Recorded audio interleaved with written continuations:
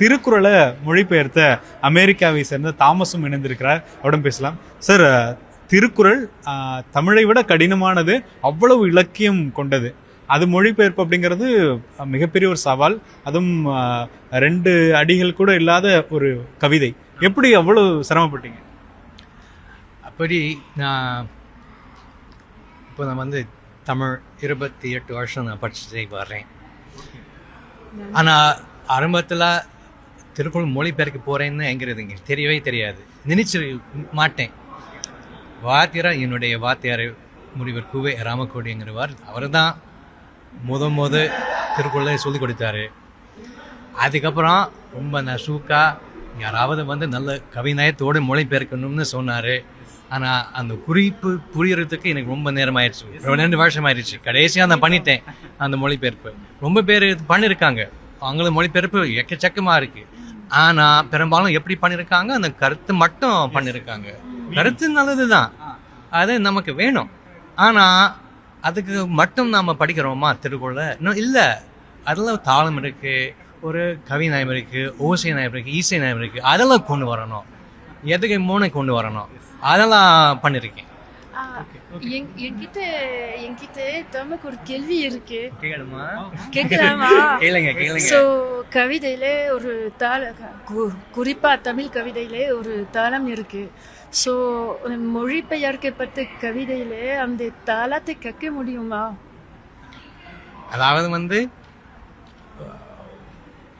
அந்த குரல்வெண்பா என்கிற ஒரு அமைப்பு இருக்கு இல்லையா, அந்த யாப்பு, அது வந்து இதே மாதிரி ஆங்கிலத்தில் இல்லை. ஆனால் ஆங்கிலத்தில் ஒரு இன்னொன்று உண்டாக்கலாம். அதாவது வந்து இதே தாழ்வு சொல்ல முடியாது, ஆனால் அந்த மாதிரி கொண்டு வரலாம். இன்னொன்று செய்யலாம். அதாவது வந்து அந்த எதுகை மோனை இருக்கு இல்லையா, ஒரு எடுத்துக்காட்டு. அதாவது வந்து சரி, இதே வார்த்தை வச்சு அந்த எதுகை மோனை செய்ய முடியாது, ஆனால் வெவ்வேறு மாதிரி வச்சு அந்த கருத்து கொண்டு வர முடியும். ஒன்று இருக்கு. ஒரு நான் வர்றேன்.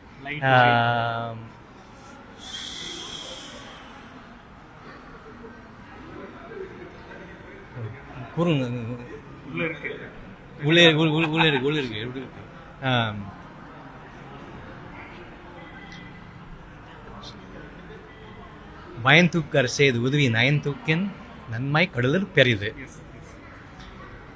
இந்த தூக்கார் தூக்கின் வருது இல்லையா, இதே மாதிரி நயன் பயன் வருது இல்லையா. ரொம்ப பேர் அதை கவனிக்காம மொழிபெயர்த்திருக்காங்க. நான் எப்படி மொழிபெயர்த்திருக்கேன்னா, நான் எப்படி தான் மொழிபெயர்த்திருக்கேன், ஒரு இருங்க.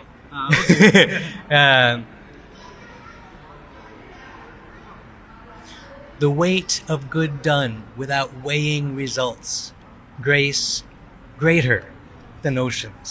Tukar, tukin, weight, weighing. இதே மாதிரி grace greater, நயன் நன்மை. அந்த மாதிரி கொண்டு வரணும்னு நான் பண்ணியிருக்கேன். ஆமாம். அதான் அது ஃபர்ஸ்ட் லெட்டர் மட்டும் இல்லை, அந்த மெய் எழுத்து, அந்த உயிர் எழுத்து, அது ஒரு ஒரு மைப்பு இருக்கு, அது கொண்டு வரணும். அது முடிஞ்ச அளவுக்கு நான் பண்ணியிருக்கேன். ஏன்னா உண்மையாக கடினம் இல்லை. ஏன்னா இதில் 247 எழுத்துக்கள், அதில் வெறும் 26 எழுத்துக்கள் போது அவ்வளோ விஷயங்கள் அதுக்குள்ளே இருக்கும்ல, ரொம்ப கடினமாக இருக்கும். ஆமாங்க. அது எப்படி ஹேண்டில் பண்ணீங்க?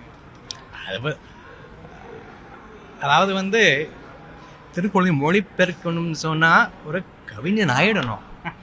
அது ஆன பிறகு தான் இது பண்ணியிருக்கேன். அதான் சொல்றேன். தமிழையும் எழுதுவேன், அந்த அளவுக்கு எழுத முடியாது. இல்லைங்க. அதாவது குறுவெண்பா என்கிற அமைப்பு யாப்பு நான் ஒரு பயிற்சி மேற்கொண்டேன். எழுதுவேன், அதை நான் காட்ட மாட்டேன், அது ரொம்ப நல்லா இருக்காது. ஆனால் அந்த மைப்புக்குள்ள நான் போயிருக்கேன், அதான் சொல்றேன். உங்களுக்கு என்ன ஆசை இருக்கு, என்ன பண்ணணும் தமிழ்ல? இப்போ வந்து ஒரு பெருமாள் முருகன் இன்னைக்கு நம்ம கொண்டாடுறோம் இல்லையா, அவர் எழுதிய ஒரு அருமையான கட்டுரை தொகுப்பு வான்குருவியின் கூடு. அதை எதை பற்றியது? தனி பாடல்களுக்கும் வாழ்க்கைக்கும் உள்ள தொடர்பை பற்றி ஒரு அருமையான கட்டுரை தொகுப்பு. அது மொழிபெயர்க்கணும்னு ஆசையாக இருக்குது, அது பண்ணிகிட்டே இருக்கேன்.